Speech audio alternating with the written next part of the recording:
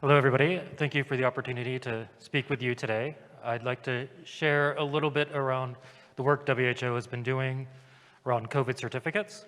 While we're going to be focusing today this session discussing COVID certificates, really we are looking at a longer term vision of vaccine certificates, personal health records, and taking the investments, the lessons learned that we're all going through in this crazy pandemic time with the COVID certificates, and thinking about how we can apply these for the future and make sure that we can utilize all the investments, all of the learnings that we have going forward. So just with that, I just want to open up with the background on the COVID certificates.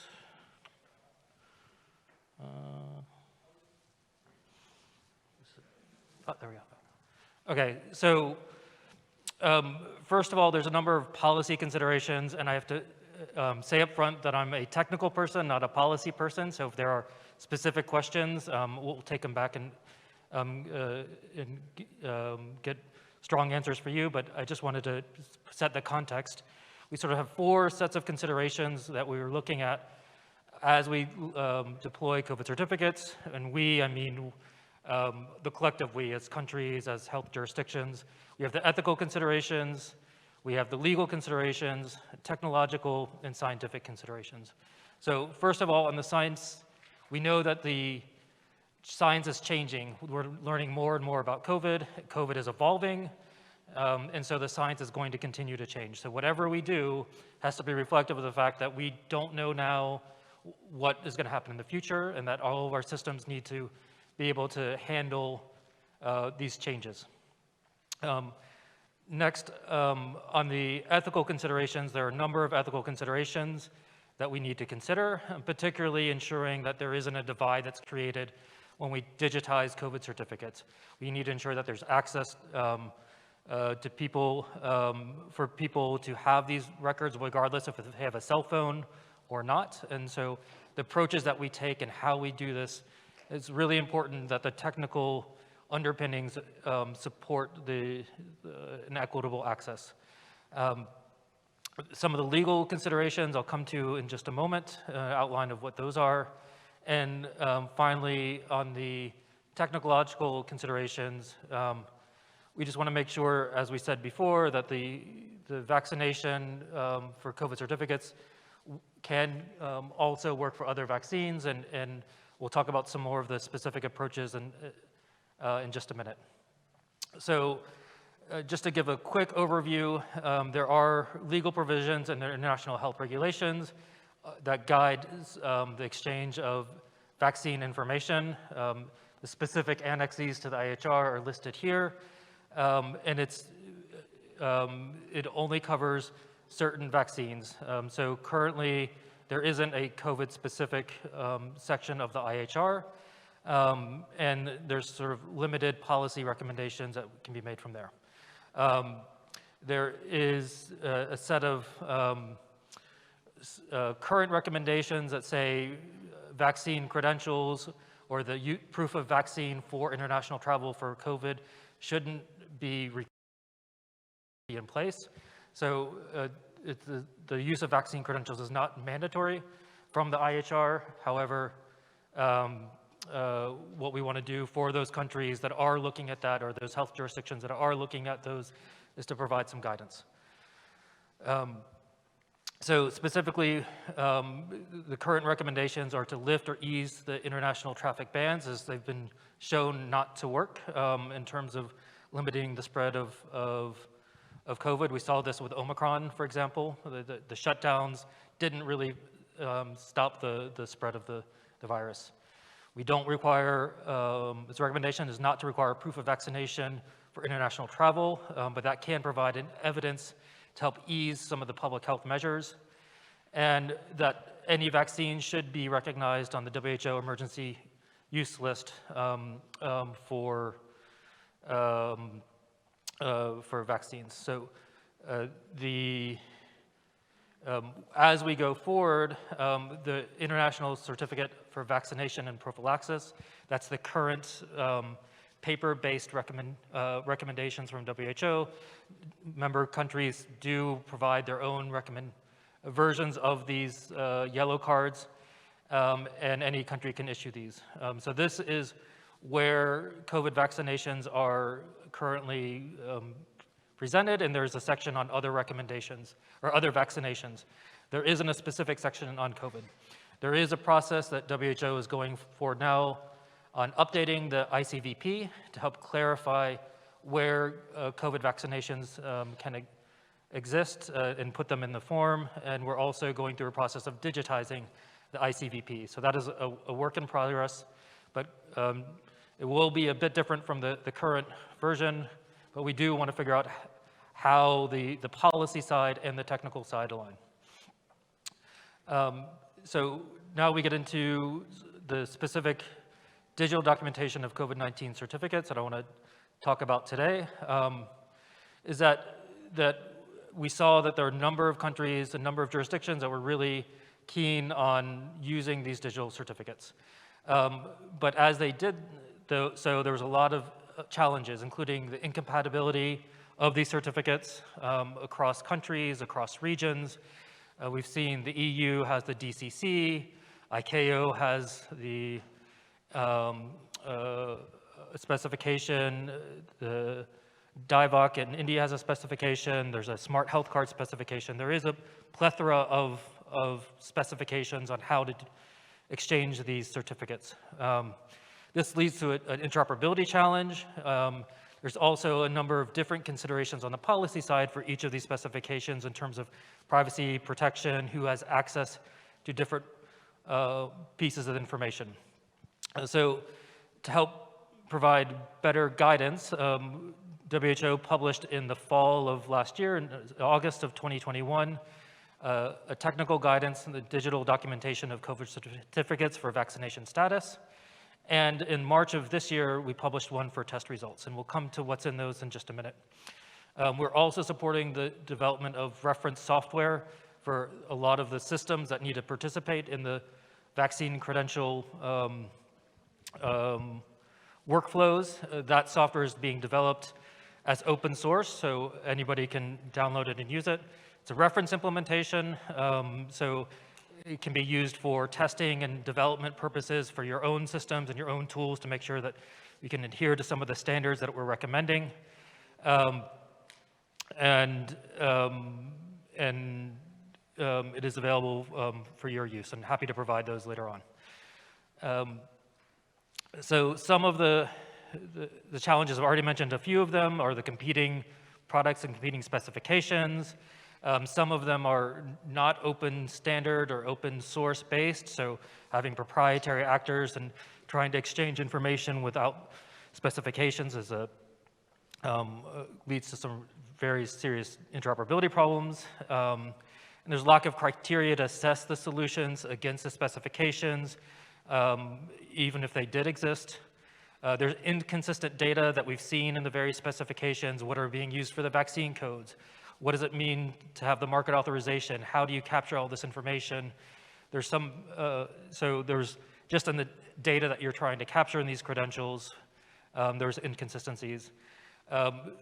There's also opportunities for fraud, especially early on before the digital systems and the digital technologies used to help limit the fraud have really been explored in more detail. So with those fraudulent COVID credentials, there's that undermined the trust. So how do we get beyond this? And finally, there's only been limited guidance on sort of the ethical and health policy considerations, the governance around the use of these COVID certificates. So there was sort of a gap in understanding and guidance, and regions and countries were doing their own thing, but how do we actually bring them together if the point of the COVID certificates and these types of credentials is to ensure global travel? We do need to have a platform and ways to communicate and get to consensus on approaches. So the guidance that we developed is specifically on both national and cross-border uses of these COVID certificates, includes the data representation or data models, the exchange, and considerations around privacy, security, and so with the point of that we want to ensure trust in these credentials, that you receive a credential from one country in another country, how do you know that that is really what it's purporting to be? What are the technical underpinnings of this trust? There's also policy underpinnings as well, but right now we're talking about the sort of the technical infrastructure here. So the two guidance documents that we have, the vaccination status, DDCC VS, and test results, DDCC TR, are focused on two sort of sets of scenarios of use. The vaccination status is on the continuity of care and the proof of vaccination. So the proof of vaccination, you go to crossing a border, you need to prove to another country that you've been vaccinated in your home country. That's the one that we're familiar with. The continuity of care is not about public health security, but is as an individual, I'm holding my COVID certificate, my COVID credentials, proof of vaccination, and I need to go to a provider and say, here's what I have, I need do I need a new vaccination, do I need a booster? How do we have that information in an interoperable way exchanged across systems? For test results, we didn't focus so much on the continuity of care as we went through our technical consultations. Test results were less needed for clinical care, but more focused on that border security and public health security measures scenario. So those are the scenarios that are covered. In these guidance documents, there's business processes, workflows, use cases, the core data elements, and we'll come back to see some examples of what that looks like from the guidance documents, a set of functional and non-functional requirements, including an overview of signing digital certificates with public key infrastructure, and that's an area of active work. The public key infrastructure guidance that's provided in these documents is only at a very high level. There's a lot of technical details that are still being worked out on how do we actually bring a global public key infrastructure together. And there's an ongoing pilot to have a federated public key infrastructure in place that's being convened by the Indonesia presidency of the G20. If anybody's interested in participating in this pilot on bringing this sort of public key infrastructure in a federated way, please come see me or talk to me. We also have, as part of, as an appendix to the narrative guidance, an HL7 Fire implementation guide, which is really getting into the actual how do we do this, how do we exchange information, how do we represent this data model in an interoperable way, and we'll see an example of that in a few minutes. And finally, we get into the implementation considerations. What are the ethical principles that are required to look at? What are the data protection principles? What are the governance considerations? And how do we affect this in an environment of changing health policy and scientific policy? So on the left-hand side, you see some illustrative formats of what the paper-based certificate would look like and a digital version of this certificate for vaccines. And on the right is test results. In the guidance document, because of the ethical considerations and not wanting to increase the digital divide, we took a paper-first approach, which means that whatever computable or digital approaches that we took should always be able to back out to a paper-first approach so that people without access to modern technology devices can at least have the paper technology and be able to have their records and not be excluded from participation in this, especially when it's being used as a public health security measure and potentially used by some countries to restrict access. So the sort of digitization of the paper card is through a QR code, which I think everybody is now familiar with. I think they've invaded our lives in the last 2 years.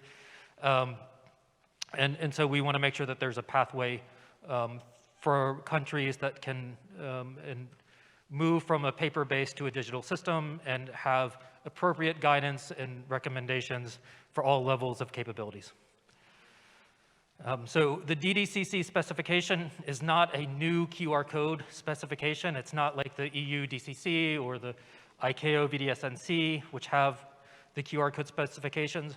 Rather, it tries to provide an umbrella specification that can map the various data elements that are used by the various specifications into a single data model based on HL7 FHIR.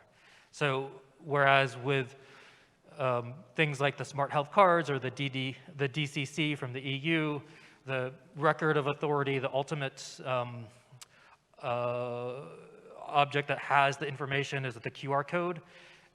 In the WHO guidance, it is a signed HL7 FHIR document that contains the information. That FHIR document can then be used to produce the QR codes. So your record of authority is already something that is designed to be interoperable in the first place. Where what we see with the QR codes is that because they're trying to minimize the data that's in there, they have a very limited use for that very specific use case, and it's a little bit hard to generalize. But what we wanted to do is to make that connection from these QR codes into these interoperable specifications. The second part of the guidance document and what's needed is not just the QR code specifications and the data models, but it's also the trust network. And each of these specifications are actually associated with at least one, if not more, trust networks that enable the exchange of these QR codes across members of that trust network. So the EU has its trust network, which includes the EU member states, as well as, I think now 2 or 3 countries here, right, that have the mutual equivalence, the mutual recognition of those certificates. But that's not the only trust network. There are other trust networks that exist. So DIVOC has a trust network among the 5 or 6 countries that are participating in DIVOC. Smart health cards is used in the US, Canada, Japan, and a few other places, and they have their own trust network. So how do we bring these together? And that's sort of the process that we're going through right now is refining and the trust network specification. As we said at the beginning, this is not just about the COVID certificates. We really want to think about how the investments that we're making lead to the future. So really, we're looking at HL7 FHIR as a sort of go-to standard for capturing this information, and to use this not just for COVID certificates, but for routine health information, routine vaccinations, looking at things like the yellow card as a way to capture some of this information and its digitization. What we also want to do is align to the other efforts, such as the International Patient Summary. I know that's been a focus of you all for a number of years. Ensure that which is another FHIR specification, and make sure that the COVID vaccination credentials or the test result credentials, as well as the routine immunizations, align to this. So that as you think about the investments in the systems that you're making, if you make an investment into IPS, you'll sort of for free get some benefits on the vaccine credential side of things.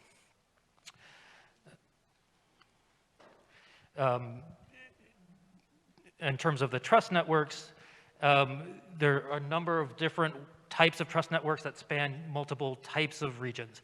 So we certainly have countries that are saying that, okay, we're issuing COVID certificates. Those countries sometimes participate in regional networks, such as the LACPASS,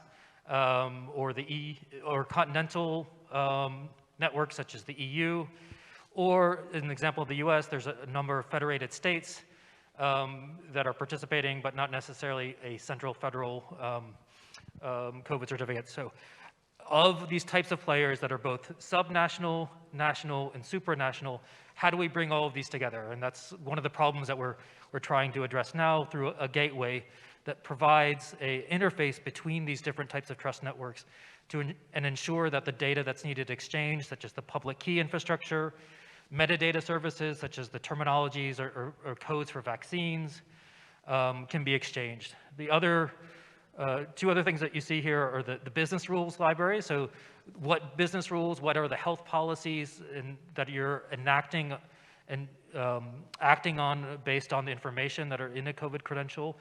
How do we actually exchange that and do it in a way that for example, if you're traveling from Chile to Germany and you want to know, oh, am I going to meet the requirements, and know that before you arrive, it would be great to know, right? Like, or to understand what the specific health policy is in effect and how that applies to an individual, as you yourself, you would want to know as you cross borders what you can do. So how do we establish a business rules library and a specification that's independent of a particular software implementation to do this?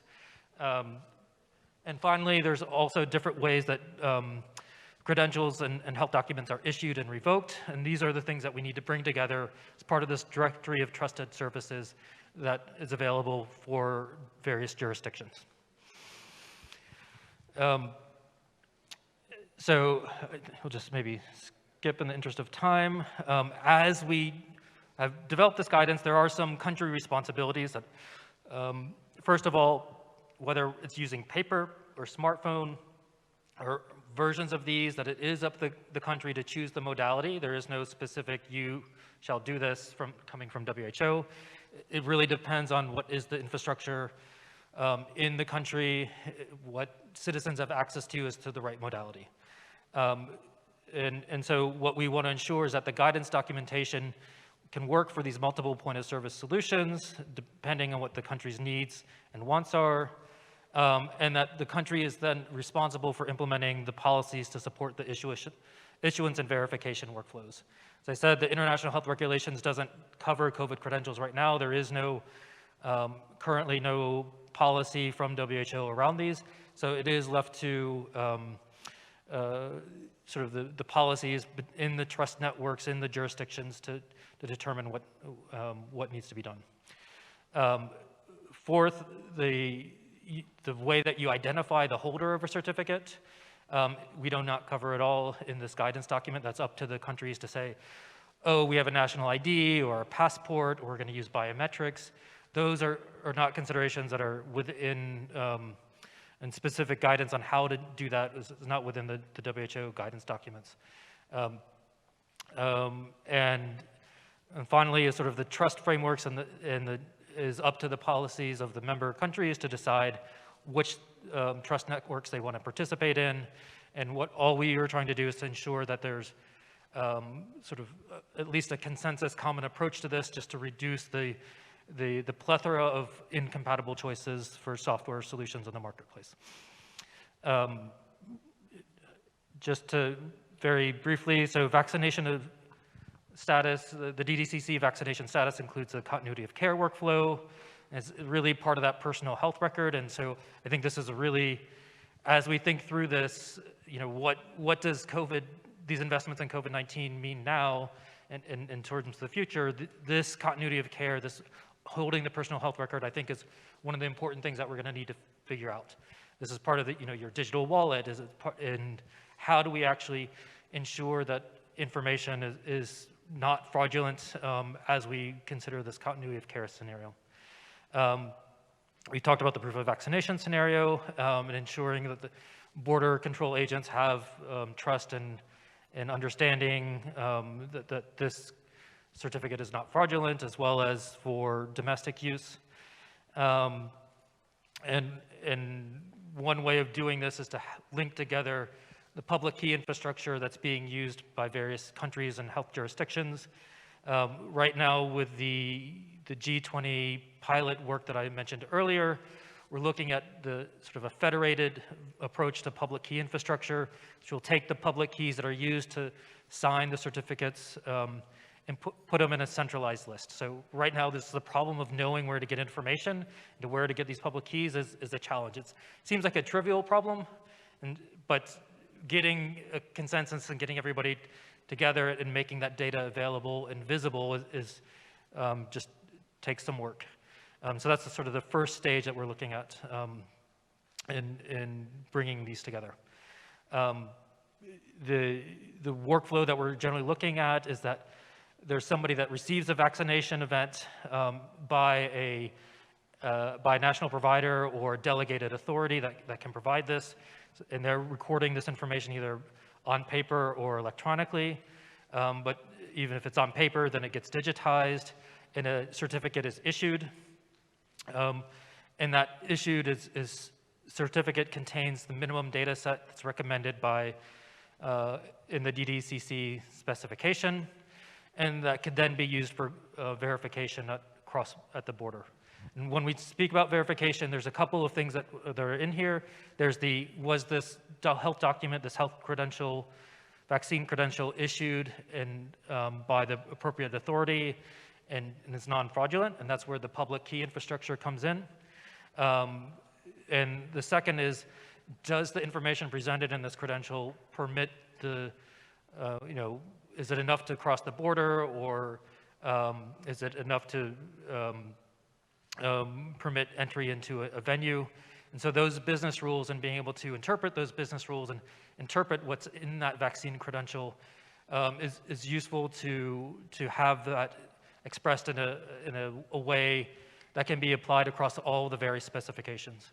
Because if you're at the border control person isn't going to be able to sit there necessarily when they have a queue of several hundred people waiting to get in and look at each vaccine record and make an interpretation of whether, okay, you have this vaccine this month, this vaccine this month, is that actually meet our policy? There's lots of, it just takes a lot of detailed work, and the ability to quickly provide and analyze that information that's presented and provide a yes, no, pass, go, or whatever sort of recommendations or information that's needed to the Border Patrol is quite important in terms of getting our economies moving again. Maybe I'll just skip ahead to just some examples. On the left-hand side, you can see an example of the workflow for the continuity of care use case scenario from the digital documentation of COVID certificates. And it just takes through the process, a typical process that would happen, and was used as a basis for could be used as a basis for your systems and thinking about how they fit together. On the right-hand side is a list of functional and non-functional requirements for the continuity of care use case. We also have one for the verification use case, but you can see that these requirements are broken up based on whether it's a paper-first approach, or if you need a digital but offline, or a digital online. And so you can see which of these requirements apply to which of the types of scenarios that you want to enact.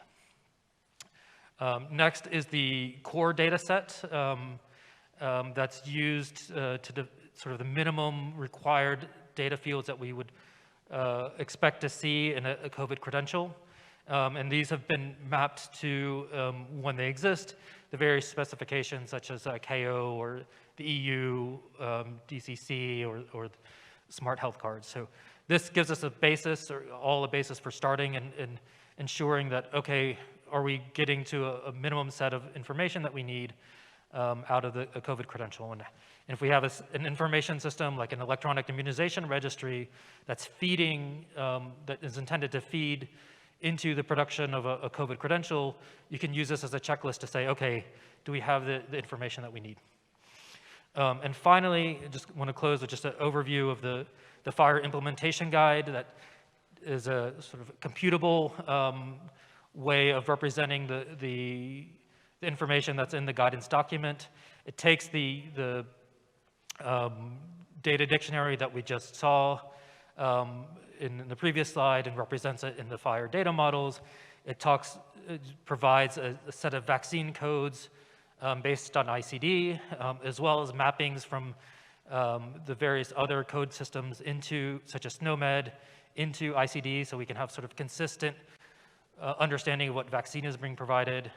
It outlines the business requirements and maps those business requirements that we saw in the guidance document to specific actors and transactions that you would want to have your information systems adhere to in order to support these types of workflows. So this is a set of recommendations that's available now on bringing both the vaccination status and test results together. Again, this is part of like a larger effort to try to provide guidance on interoperable digital health systems and do this consistently for data exchange. So thank you for your time, and I'll stop here.